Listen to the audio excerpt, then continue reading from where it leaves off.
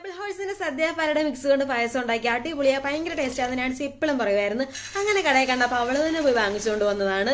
വാങ്ങിച്ച പാടെ പിന്നെ നമുക്ക് ഉണ്ടാക്കണമല്ലോ. അങ്ങനെ ഒരു സന്ധ്യാ നേരത്തെ ഉണ്ടാക്കാൻ തുടങ്ങി. കുടഞ്ഞിട്ടപ്പോൾ ഞാൻ ഞെട്ടിപ്പോയി കേട്ടോ. ഇങ്ങനെ ചരല് കണക്കിനെ എന്തോ കിടക്കുന്നു. ഇതിലിപ്പോൾ അട എവിടെയെന്നായിപ്പോയി. അടയൊന്നും കാണാനേ ഇല്ല. എന്താണേലും ഉണ്ടാക്കി നോക്കുമ്പോൾ നമുക്കറിയാമല്ലോ.